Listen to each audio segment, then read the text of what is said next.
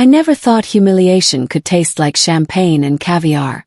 But there I was, standing in the marble foyer of the Wellington estate, wearing a dress my mother-in-law had called acceptable for the help, watching her toast to family legacy while deliberately avoiding my name.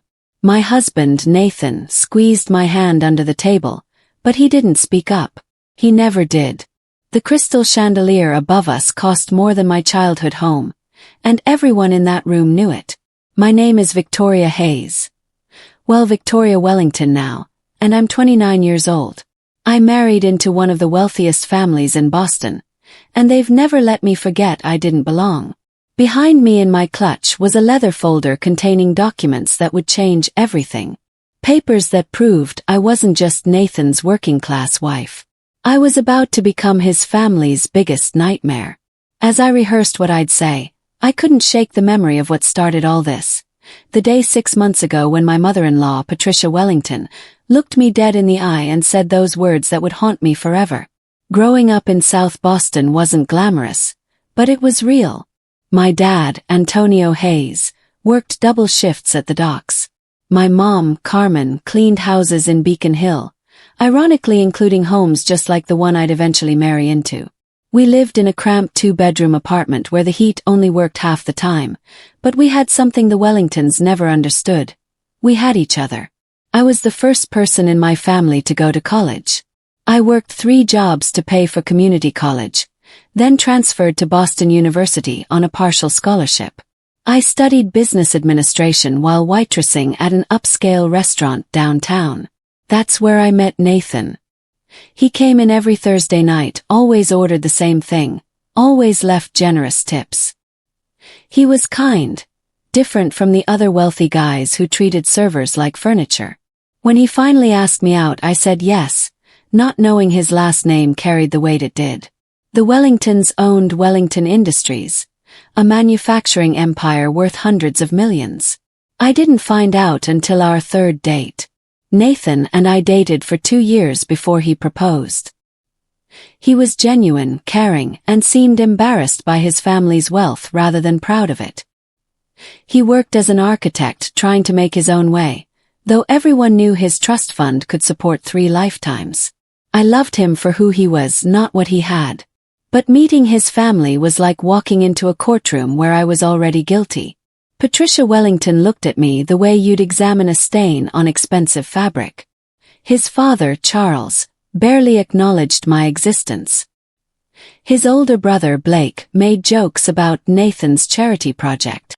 Only his younger sister, Olivia, showed me any warmth, but even she kept her distance when her mother was around. The engagement dinner was the first time Patricia spoke directly to me. "You seem nice," she said, her smile not reaching her eyes. "Nathan has always had a soft heart for strays." I smiled back, my face burning, while Nathan pretended not to hear. That should have been my first clue about what was coming. The wedding was everything I never wanted. Patricia planned every detail, from the 500-person guest list to the ice sculptures shaped like swans. "We have a reputation to uphold," she reminded me constantly. "The Wellington name means something in this city." My family got 20 seats in the back. My cousins weren't invited at all because Patricia deemed the guest list too crowded. My mother wore her best dress, the one she saved for church, and I watched Patricia's friends whisper and point. My father walked me down the aisle with tears in his eyes, and I knew he was worried. "You sure about this, Mija?" he'd asked the night before. "Love isn't always enough when you come from different worlds." I told him I was sure. I told him Nathan was different. But standing at that altar, watching Patricia's tight smile as I said my vows, I felt the first crack in my certainty. After the reception, Patricia cornered me in the bridal suite. "You married up, Victoria. Way up. Don't ruin our reputation." Then she walked away, leaving me alone in my $1,000 dress, feeling smaller than I ever had in my childhood apartment.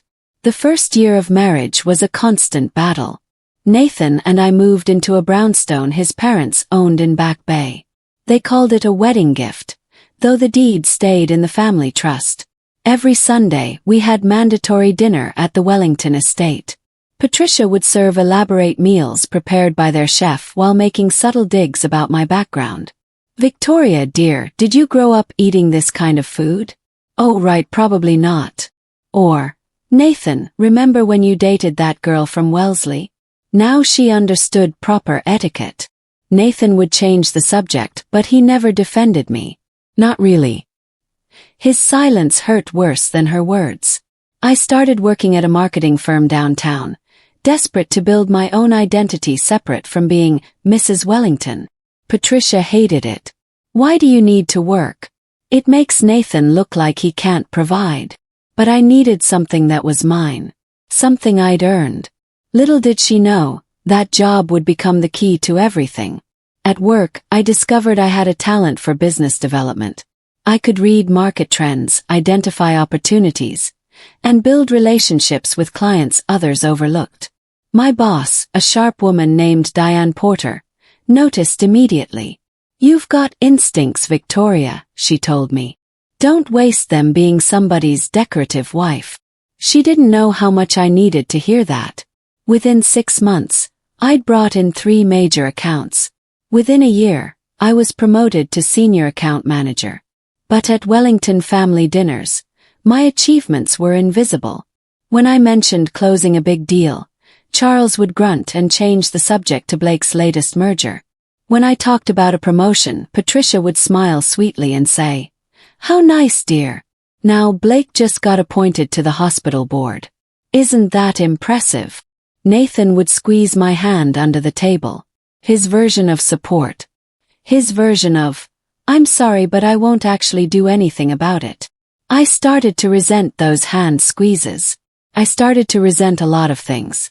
Everything changed 8 months ago when Diane called me into her office with an unusual proposal. A family-owned manufacturing company in the Midwest was looking to expand into New England. They needed a local partner with industry connections and reputation. "This could be huge, Victoria," Diane said, sliding a folder across her desk. "But it's complicated. The company is called Hartley Manufacturing. Ring any bells?" I shook my head. "They're Wellington Industries' biggest competitor. Have been for 30 years. My heart stopped. "You want me to work with my in-laws' competitor?" Diane leaned back. "I want you to do your job. This client specifically asked for you. They've been following your work. They want someone who understands both the industry and the Boston market. Someone hungry to prove themselves." She looked at me meaningfully. Someone who might have extra motivation to succeed. I took the folder home that night and didn't sleep. Inside were projections, market analyses, and a proposal that made my hands shake. Hartley wanted to establish a major presence in Boston. They wanted to take market share from Wellington Industries. And they wanted me to lead the entire operation. For 2 weeks, I agonized over the decision. Working with Hartley felt like betrayal, even though the Wellingtons had never treated me like family. Nathan would be caught in the middle. His family would be furious. But something Diane said kept echoing in my mind. "When are you going to stop living for their approval and start living for yourself?" The breaking point came at Blake's birthday party. The Wellingtons had rented out an entire restaurant in the seaport. Patricia had seated me at the far end of the table, next to Nathan's distant cousins who didn't know I existed. Halfway through dinner, Patricia stood up to give a toast. "To my brilliant son, Blake, who exemplifies everything the Wellington name stands for. Intelligence, class, and breeding." She raised her glass. "He makes his father and me so proud, unlike some people who married into this family for the wrong reasons." She didn't look at me. She didn't have to. Everyone knew. Nathan's face went red, but he stayed silent. Blake smirked into his wine glass. And I made my decision right there. I would take the Hartley deal. And I wouldn't tell anyone until it was too late. The next morning I called Diane and accepted. Within a week, I was flying to Chicago to meet the Hartley family. William Hartley, the founder's grandson and current CEO, was nothing like the Wellingtons. He was in his 60s, sharp-eyed and direct. "Miss Hayes," he said, using my maiden name deliberately.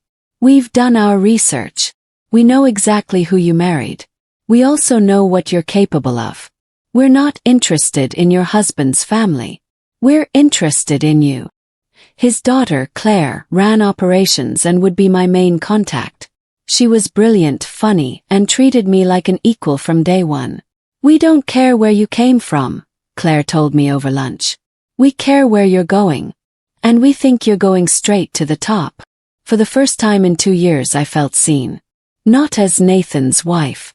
Not as the girl from Southie who married up. Just as Victoria Hayes, business professional.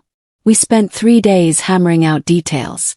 I would work as an independent consultant, establishing Hartley's Boston presence while maintaining my marketing firm position as cover. The contract was aggressive. 18 months to establish operations, with performance bonuses that would make me independently wealthy. Wealthy enough that I'd never need Wellington money again. Keeping the Hartley deal secret was harder than I expected. I worked late nights, took business trips that Nathan thought were for my marketing job, and slowly assembled a team of local professionals who understood the Boston market. We secured warehouse space in Everett, began hiring staff, and started quietly approaching Wellington Industries' smaller clients with better offers. I felt guilty lying to Nathan, but I also felt alive. For the first time since marrying into the Wellington family, I had power, had control. I had something that was entirely mine. 3 months in, we landed our first major client, an automotive parts distributor that had been with Wellington Industries for 15 years. Claire called me ecstatic. Victoria, this is huge. You just proved this whole operation can work. That night, I celebrated alone in my home office with a glass of wine, looking at spreadsheets that showed Hartley's Boston revenue climbing steadily. I didn't tell Nathan. Couldn't. Not yet. Not until I had something so big, so undeniable, that even Patricia Wellington would have to respect it. The cracks in my marriage grew wider. Nathan knew something was different but couldn't figure out what. You seem distant, he'd say. Is everything okay? I'd smile and blame work stress. It wasn't entirely a lie. I was stressed, just not in the way he thought. The truth was I was becoming someone new. Someone stronger. Someone who didn't wait for permission to succeed. One night, Patricia called Nathan while we were having dinner. I could hear her voice through the phone, sharp and demanding. When he hung up, his face was pale. Mom wants us at the house tomorrow night. She says it's urgent family business. My stomach dropped. What kind of business? Nathan shrugged. She wouldn't say. But Blake and Olivia will be there too. Whatever it is, it's serious. I barely slept that night, wondering if somehow they'd found out about Hartley. But how could they? I'd been so careful. The next evening, we drove to the Wellington estate in silence. The house loomed ahead, all white columns and perfectly manicured lawns. Old money, old power, old judgments. As we walked up to the front door, Nathan took my hand. Whatever this is, we'll handle it together. I wanted to believe him. But I'd learned that Nathan's version of together usually meant stay quiet and let my family have their way. Patricia was waiting in the formal living room, Charles beside her, both looking grave. Blake sat in the leather chair by the window, and Olivia perched nervously on the sofa. Sit down, Patricia commanded. We sat. Patricia folded her hands in her lap, the diamond on her finger catching the light. We've just learned that Wellington Industries is facing serious competition. A company called Hartley Manufacturing has been aggressively moving into our territory. My heart hammered, but I kept my face neutral. They've been stealing our clients, Charles added, his voice rough. Offering lower prices, faster turnaround. They've taken 3 major accounts in the past 2 months. Blake leaned forward. We think they have inside information. Someone who knows our client base, our pricing structure, our operations.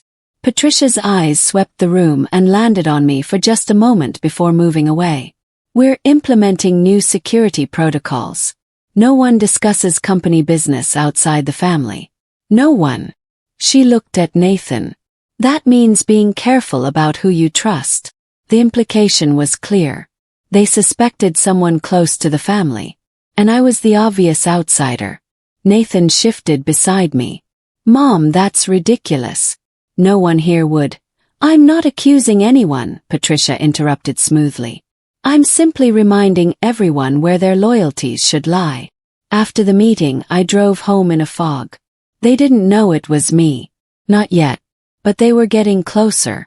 That night, I lay awake while Nathan slept, staring at the ceiling. I'd crossed a line I couldn't uncross. The question was, did I regret it? The answer came faster than I expected. Well, I didn't regret it at all. In fact, I wanted to push further. The next morning, Claire called with news that made my decision for me. "Victoria, we just closed the Brennan account. That's Wellington's third largest client." I could hear the excitement in her voice. "The board is so impressed with your work, they want to accelerate the timeline. They're proposing something big." "How big?" "Yes. They want to announce a major Boston expansion. Press conference, ribbon-cutting ceremony, the whole thing. And they want you as the public face of the operation. Chief Operations Officer for Hartley Manufacturing, New England Division." My breath caught. That's a VP-level position. "You've earned it, Victoria. The question is, are you ready to go public? Because once we make this announcement, there's no hiding anymore. Everyone will know what you've done, including the Wellingtons."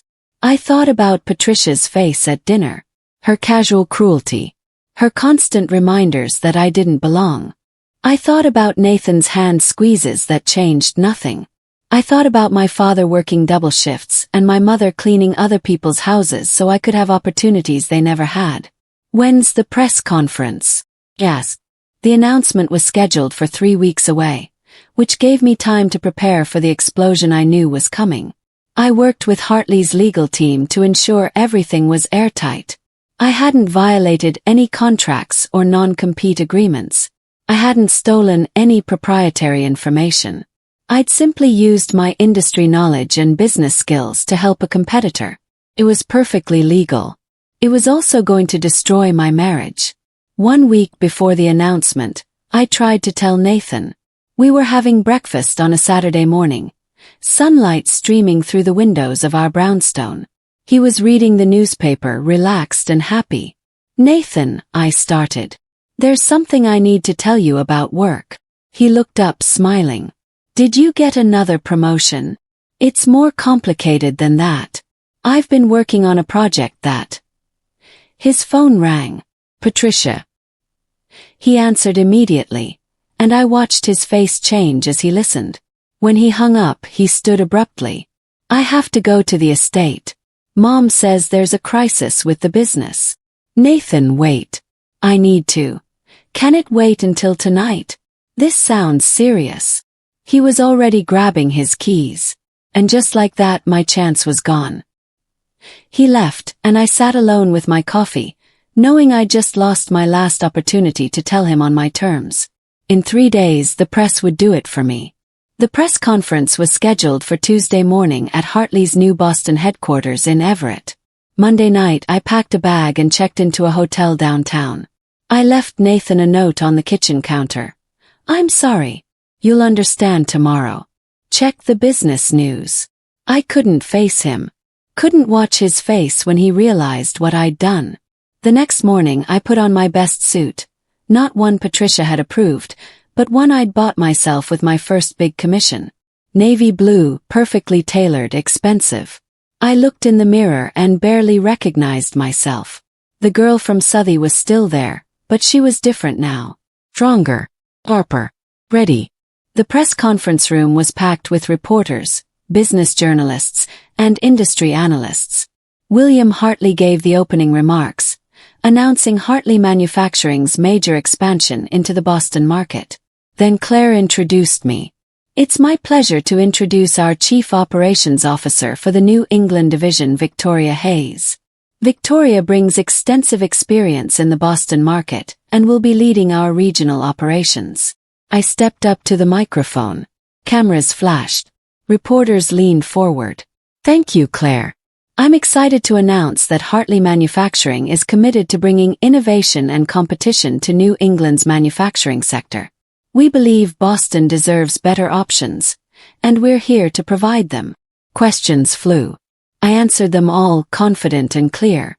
And then a reporter in the back raised his hand. Miss Hayes, isn't your husband Nathan Wellington? And isn't Wellington Industries Hartley's main competitor? The room went silent. Smiled. Yes. And yes. My phone exploded before I even left the building. 15 missed calls from Nathan. 10 from Patricia. Messages from Blake, Olivia, even Charles Wellington himself. I turned it off. Claire found me in the office afterward, looking shell-shocked but impressed. That was incredible, she said. You handled those questions like a pro. But Victoria, are you okay? Your family. They're not my family, I interrupted. Not really. They never were. That night, I stayed in my hotel room and finally listened to Nathan's voicemails. The first few were confused. Victoria, what's going on? Call me. Then angry. How could you do this? How could you work with them behind my back? Then hurt. Was any of it real? Did you marry me just to get back at my family? That last one cut deep because it was the furthest thing from the truth. I'd married him because I loved him. But somewhere along the way, his love hadn't been enough to make up for his silence. His inability to stand up for me. His choice to keep peace with his family instead of protecting his wife. I called him back at midnight. He answered on the first ring. Where are you? A hotel. Nathan, I'm sorry I didn't tell you, but... Sorry. His voice cracked. You've been lying to me for months.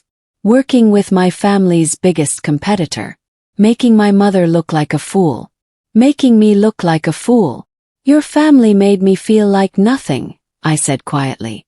For 2 years I tried to fit in. I tried to earn their respect. But I was always going to be the girl from Southie who married up. So I stopped trying to fit into their world and built my own. Nathan hung up on me. For 3 days we didn't speak. Then Patricia called a family meeting and Nathan texted me one line. Mom wants you at the house. 7 p.m. Be there. I almost didn't go. But I realized this was my chance. My chance to finally say everything I'd been holding back. I arrived at the Wellington estate at exactly 7 o'clock.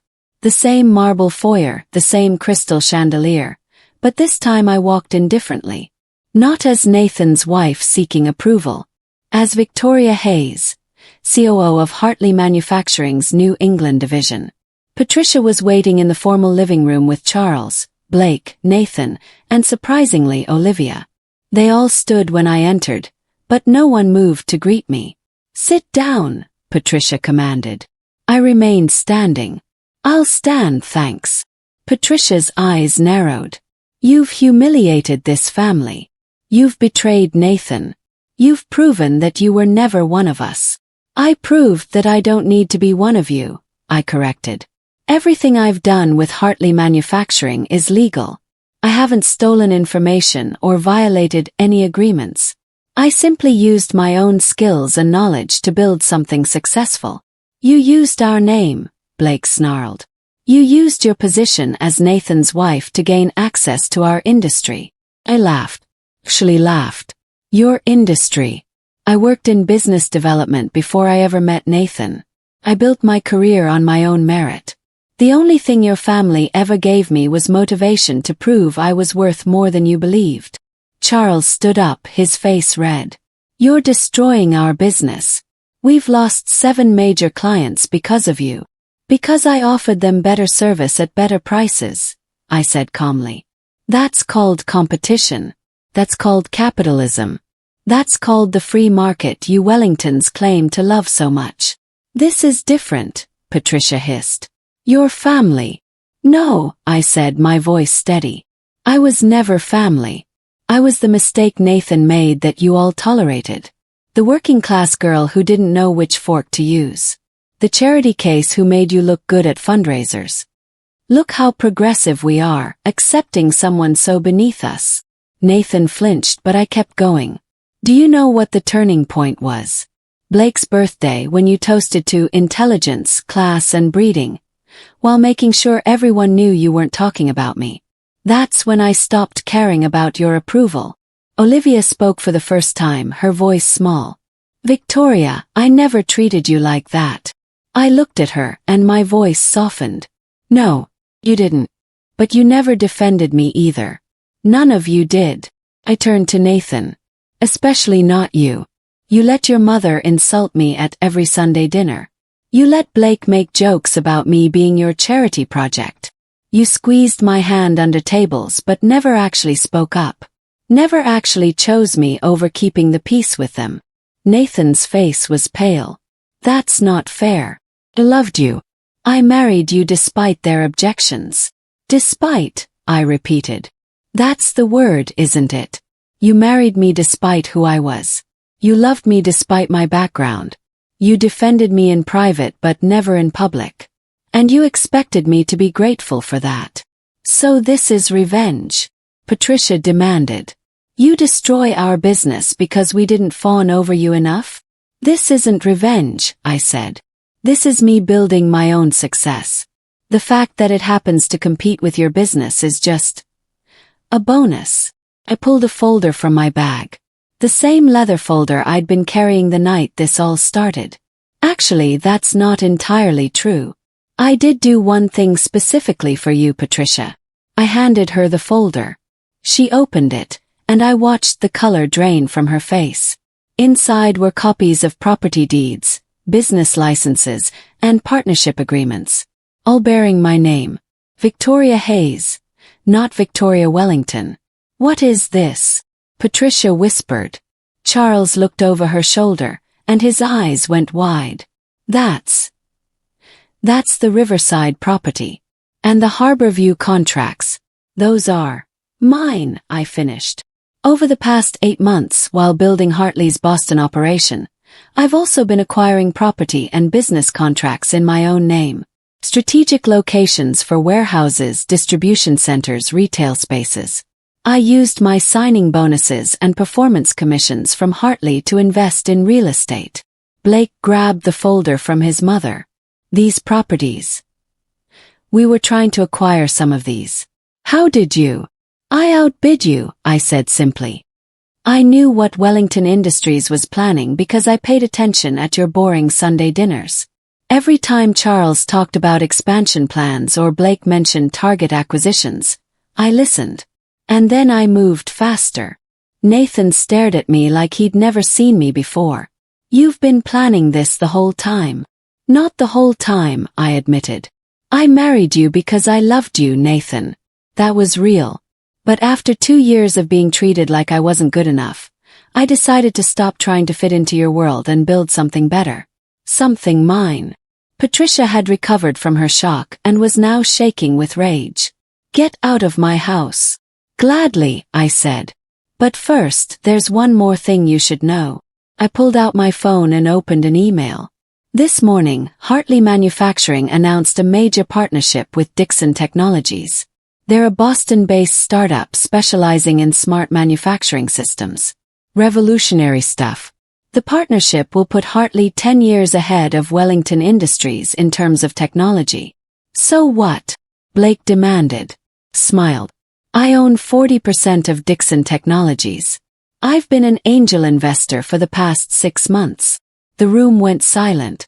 When Hartley Manufacturing and Dixon Technologies merge operations next quarter, I continued, I'll be promoted to regional vice president. My net worth will exceed $20 million. Which means, Patricia. I looked directly at her. I won't need Wellington money. I won't need the brownstone you lord over us. I won't need your charity or your tolerance or your conditional acceptance. I'll have my own money, my own power, my own name above yours. Patricia actually stumbled backward. Charles caught her arm. This is business, I said. Just business. The same ruthless business practices Charles has used for 40 years. The same aggressive tactics Blake employs. But when I do it, suddenly it's personal. I turned to leave, then stopped. Oh, and one more thing. That Acceptable for the help dress you insulted at Christmas. The one you said made me look like I was trying too hard. I wore it to my first meeting with William Hartley. He said it showed confidence and style. He said I looked like someone who knew her own worth. I walked toward the door, my heels clicking on the marble floor. Victoria! Nathan's voice stopped me. Turn. He looked broken. Did you ever love me? Or was I just your way in? That hurt more than I expected. I loved you completely. But love isn't enough when you won't stand up for the person you love. You chose them over me every single time. You chose their comfort over my dignity. I can change, he said desperately. I can stand up to them now. I can. It's too late, I said gently. I don't need you to defend me anymore. I don't need anyone to defend me. I defended myself. And I walked out of the Wellington estate for the last time. The divorce was finalized 3 months later. Nathan didn't fight me on the settlement. I didn't ask for Wellington money. And he didn't contest my business assets. Olivia texted me once. I'm sorry we weren't better to you. I'm sorry I wasn't braver. You deserved more than we gave. I appreciated that more than she knew. My parents were confused at first when I told them everything. Mija, my father said, are you sure this is what you want? Divorce is. Papa, I'm sure, I told him. I married someone who loved me but wouldn't fight for me. Now I'm fighting for myself. My mother hugged me tight. We never cared about their money, Victoria. We just wanted you to be happy. I am happy, I realized. For the first time in 2 years, I'm actually happy. The business grew faster than anyone expected.